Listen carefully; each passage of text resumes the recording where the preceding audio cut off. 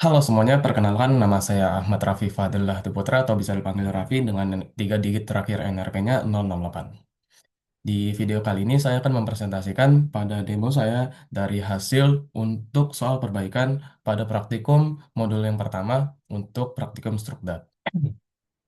Nah, di soal perbaikan praktikum modul 1 Strukdat kali ini, kita mempunyai soal untuk membuat suatu sistem manajemen toko buku dengan bahasa C++ dan menggunakan konsep OOP atau Object Oriented Programming.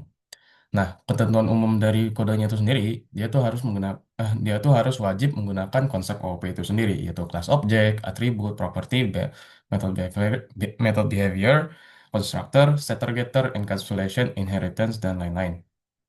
Lalu dia juga harus mengimplementasikan CRUD atau create, read, update, dan delete. Nah, dari CRUD itu sendiri, dia harus masing-masing minimal diimplementasi untuk eh, nah, dua implementasi lah. Misal, untuk create sendiri dia bisa menambah pegawai toko dan menambah stok buku. Lalu read, dia bisa melihat daftar buku di rak display dan data pegawai. Lalu untuk update dia bisa mengedit data buku di rak dan mengedit data pegawai. Kalau untuk delete dia bisa menghapus buku dan menghapus data pegawai yang keluar. Nah, ketentuan yang terakhir yaitu tidak boleh untuk menggunakan STL apapun seperti vektor, list, dan lain-lainnya. Nah, untuk ketentuan dari eh, apa OP untuk sistem manajemen toko bukunya itu sendiri, kita mempunyai tiga ini.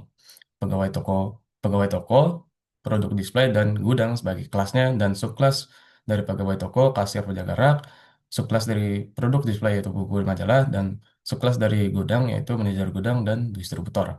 Nah, di sini saya hanya mengimplementasi pada dua kelas saja, yaitu pegawai toko dan produk display. Nah, langsung saja kita ke penjelasan pada ininya ya, Hmm. pada kodenya itu sendiri.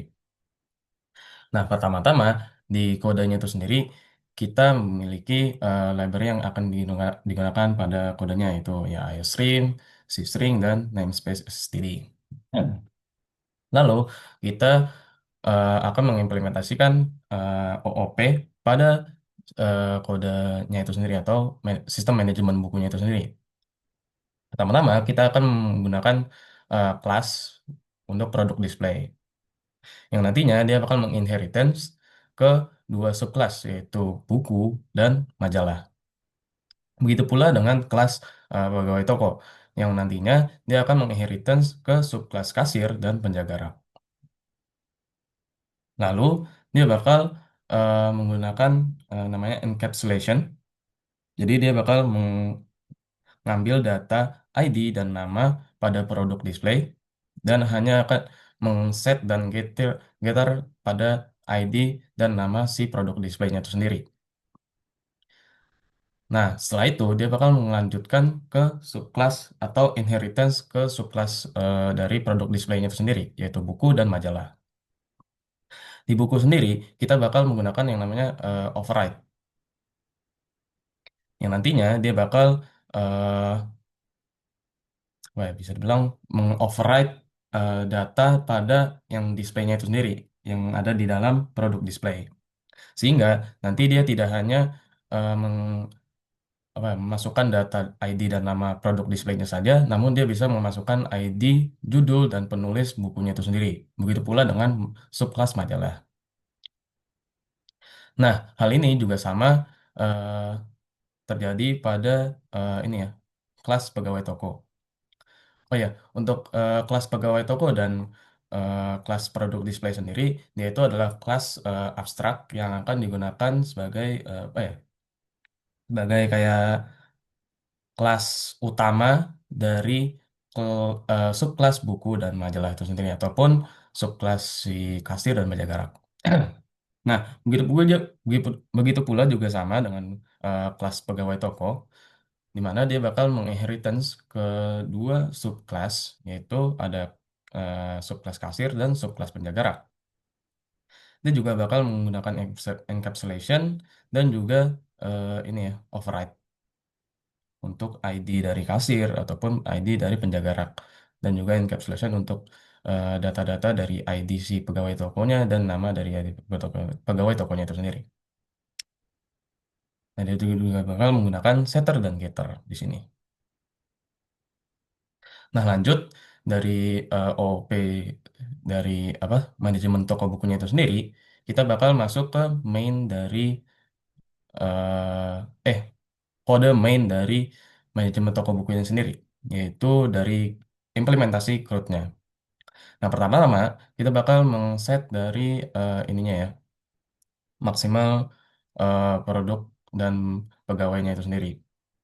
Lalu dia bakal ngeset dari produk display dan pegawai toko dari ke produk rak dan daftar pegawai. Lalu di sini ada salah satu implementasi create untuk produk, di mana nanti dia bakal memasukkan data ID dan data nama si produknya itu sendiri. Lalu dia bakal eh, ngeset jenis buku apa yang bakal eh, produk apa yang bakal dimasukkan ke manajemen toko bukunya itu sendiri, apakah buku ataupun majalah. Nah, di sini dia bakal set pilih jenis produknya, lalu dia bakal masukkan ID, nama dan penulis si bukunya, ataupun kalau di majalah dia bakal set edisinya. Begitu pula dengan create pada tambah pegawai, di mana dia bakal mengset ID pegawai dan nama pegawai itu sendiri dulu. Lalu dia bakal ngeset jenis pegawai apa yang bakal di dalam data pegawai itu sendiri. Misalkan dia bakal masuk ke kasir ataupun penjaga rak. Nanti dia bakal masuk ke daftar pegawai. Lalu di sini ada read dari produk,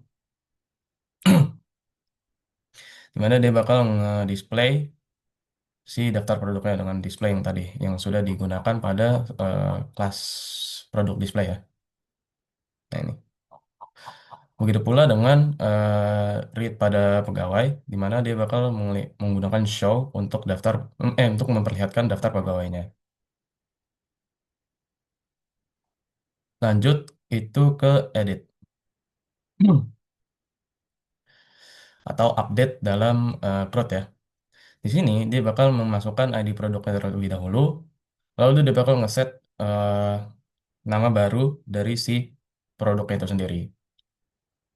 Nah, dia itu nanti bakal ngeset dari si ID dari yang produk display ini, bukan dari yang subclass. Jadi dia bakal ngeset ke si ID produk displaynya. Begitu pula dengan pegawai, sama implementasi fungsinya. Lalu di sini ada hapus produk atau delete dalam CRUD. Jadi dia bakal ngeset ID produknya dulu dari apa?